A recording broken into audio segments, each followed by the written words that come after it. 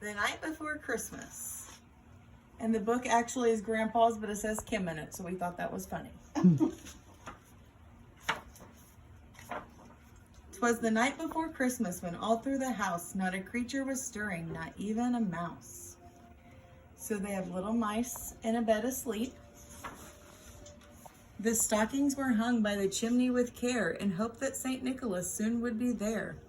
The children were nestled all snug in their beds while visions of sugar plums danced in their heads. And Mama in her kerchief and I in my cap had just settled our brains for a long winter's nap. Here's something. Ooh, and there's a boy holding a candle and yawning. And then, oh, it shows the little boy waking up. When out on the lawn there rose such a clatter, I sprang from my bed to see what was the matter.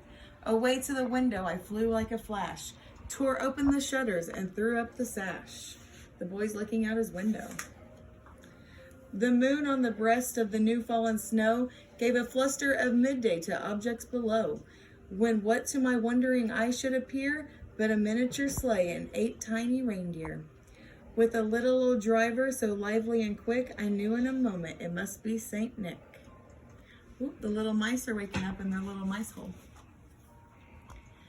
More rapid than eagles, his coursers they came, and he whistled and shouted and called them by name. Now Dasher, now Dancer, now Prancer and Vixen, on Comet, on Cupid, on Donner and Blitzen. To the top of the porch, to the top of the wall, now dash away all. There's a picture of Santa and his reindeer. As dry leaves that before the wild hurricane fly, when they meet with an obstacle, mount to the sky. So up to the housetop the coursers they flew, with the sleigh full of toys, and St. Nicholas too. The little boy's looking out his window again.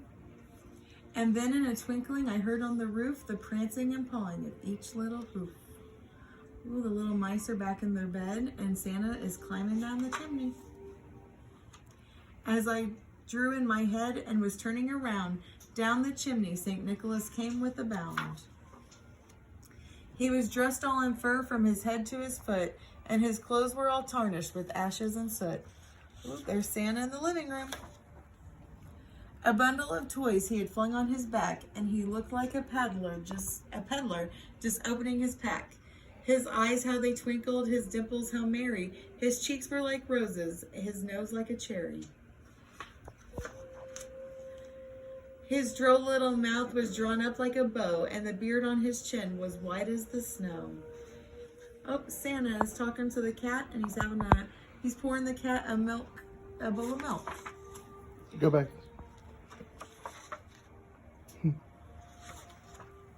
Lulabelle likes the idea of that. The stump of a pipe he held tight in his teeth, and the smoke it encircled his head like a wreath. He had a broad face and a little round belly that shook when he laughed like a bowl full of jelly. Now he's talking to, I guess Santa Claus is giving the bird some bird seed. They have a parrot, it looks like.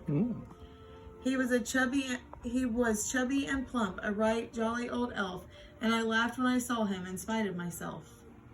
A wink of his eye and a twist of his head soon gave me to know I had nothing to dread.